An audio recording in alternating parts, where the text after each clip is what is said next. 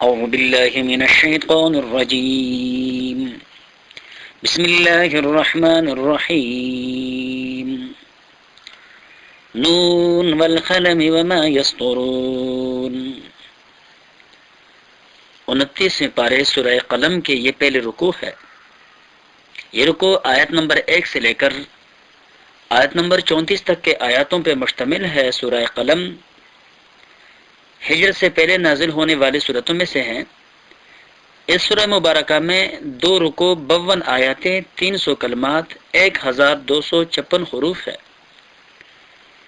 اس سورہ مبارکہ کے پہلے رکوع میں اللہ تبارک و تعالی نے ان لوگوں کے اعتراضات کا جواب دیا ہے کہ جنہوں نے مختلف مواقع پہ حضور نبی کریم صلی اللہ علیہ وسلم کو بدنام کرنے کے لیے آپ صلی اللہ علیہ وسلم پہ طرح طرح کے الزامات لگائے تھے کہ کبھی آپ کو شاعر کہتے تھے، کبھی مجنون کہتے تھے، کبھی ہوا پرست کہتے تھے، اور کبھی یہ کہ آپ یہ چاہتے ہیں کہ یہاں پہ سارے سرداروں کے سرداری ختم کر کے خود یہاں کا بادشاہ بن جائیں۔ اللہ تبارک و تعالیٰ نے ان لوگوں کے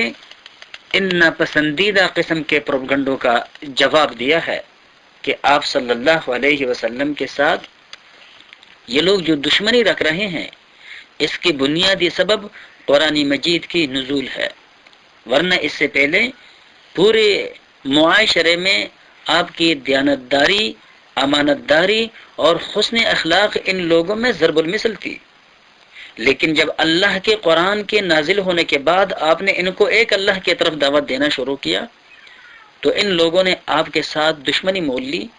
اور آپ کو ہر طرح سے اذیتوں کے دینے کے ساتھ ساتھ آپ صلی اللہ علیہ وسلم پر طرح طرح کے تہمتیں اور الزامات لگا دیے۔ اللہ تبارک و تعالی نے اس رکوع میں اس شخص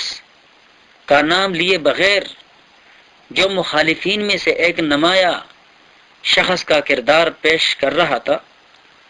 جسے اہل مکہ خوب جانتے تھے۔ اس وقت رسول اللہ صلی اللہ علیہ وسلم کے پاکیزہ اخلاق بھی سب کے سامنے تھے، اور ہر دیکھنے والا یہ بھی دیکھ سکتا تھا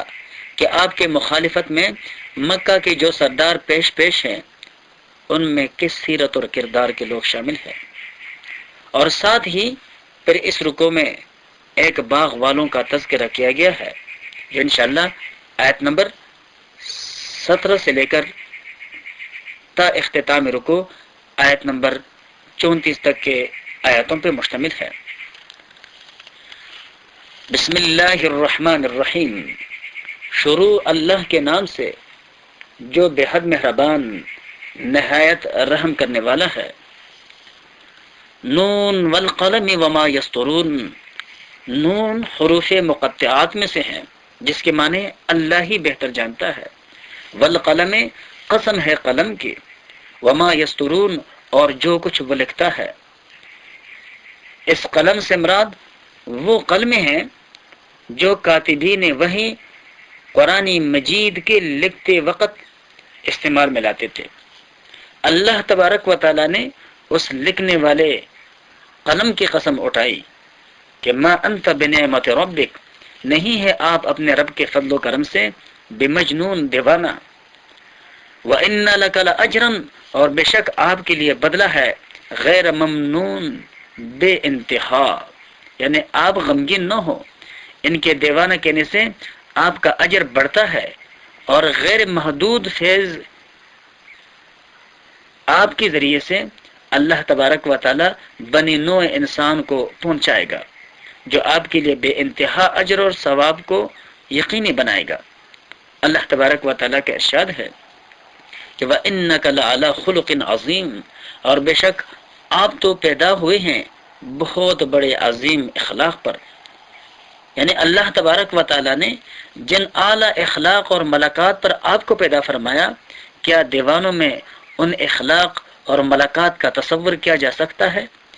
ایک دیوانے کے اقوال اور افعال میں قطعا نظم اور ترتیب نہیں ہوتی، نہ اس کا کلام اس کے کاموں پر منطبق ہوتا ہے، برخلاف اس کے کہ آپ کے زبان قرآن ہے، اور آپ کے اعمال اور اخلاق قرآن کے خاموش تفسیر۔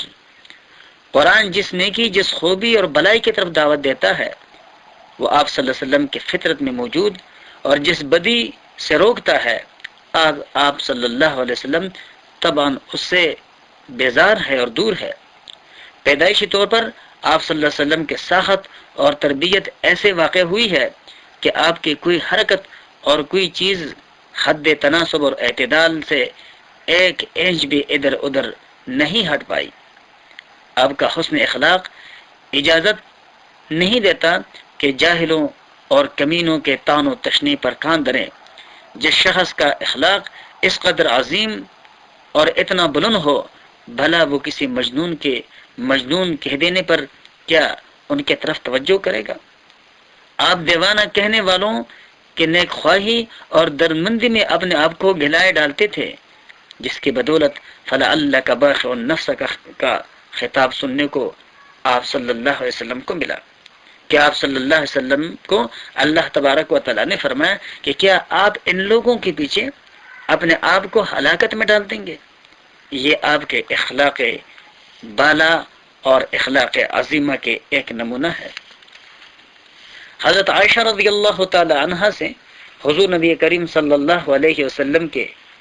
اخلاق کے متعلق پوچھا گیا تو آپ رضی اللہ تعالیٰ عنہ نے ارشاد فرمایا کہ کان خلقہ القرآن، کہ قرآن آپ کا اخلاق تھا۔ یہ حدیث مسند احمد اور مسلم اور ابو داود میں ہے۔ اللہ تبارک و تعالیٰ کا ارشاد ہے فَسَتُبْصِرُ وَيُبْصِرُونَ، اب وہ بھی دیکھ لیں گے اور آپ بھی دیکھ لیں گے۔ بِأَيِّكُمُ الْمَفْتُونَ، کہ کون تم میں سے فتنوں میں مبتلا ہونے والا ہے۔ ان ربک هو اعلم بمن ضل عن سبیلہ، بے شک تیرا رب وہ خوب جانتا ہے اس کو کہ جو بہکا ہوا ہے، گمراہ ہو چکا ہے اس کے راستے سے، وہو اعلم بالمہتدین، اور وہ خوب جانتا ہے ہدایت والوں کو۔ اللہ تبارک و تعالیٰ کا ارشاد ہے فلا تطع المکذبین، سو آپ اطاعت نہ کیجئے جھٹلانے والوں کا، ودو وہ چاہتے ہیں لو تدہنو کہ آپ کسی وجہ سے ڈھیلے پڑ جائیں، فیدہنون پس وہ بھی ڈھیلے پڑ جائیں گے۔ یعنی کفار چاہتے ہیں کہ آپ اپنے موقف کے بیان کرنے میں مداہنت سے کام لیں، کمزوری سے کام لیں، نرمی سے کام لیں۔ اللہ کا فرماتا ہے ولا تطع، اور نہ اطاعت کیجیے کل حلاف مہین، ہر ایک بہت زیادہ قسم اکانے والے اور بے قدر شخصیت کے، حماز مشاء، حماز جو تانا دینے والا، مشاء بنمیم جو چغلی کاتا پھرتا ہے، مناع للخیر لوگوں کو اچھے کاموں سے روکتا ہے، معتد اثیم گناہگار حد سے بڑھنے والا ہے، عتل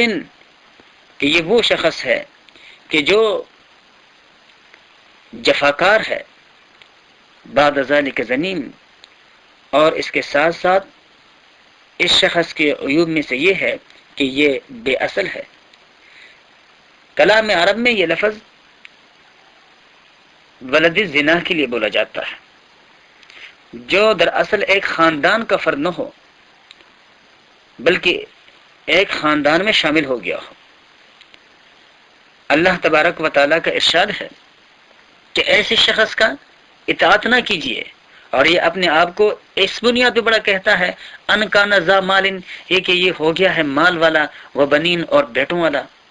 اذا تتلی علیہ آیاتنا جب سنائے جاتے ہیں اس کو ہمارے آیاتیں، قال تو وہ کہتا ہے اساطیر الاولین کہ یہ قصے اور کہانیاں ہیں پہلے لوگوں کی، سنسمہ سو جلد ہم داغ لگا دیں گے الخرطوم اس کے سونڈ پر، یعنی ہم اس کے منہ کو داغ دیں گے۔ روایت میں آتا ہے کہ یہ سردار ولید ابن مغیرہ تھا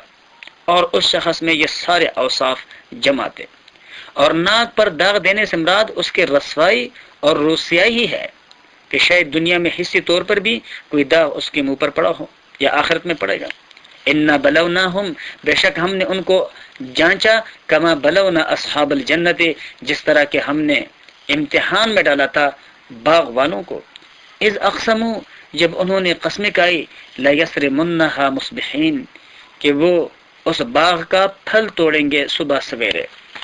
روایت میں آتا ہے کہ گزشتہ زمانے میں ایک شخص تھا جو بڑا نیک تھا، ایک باغ کا مالک۔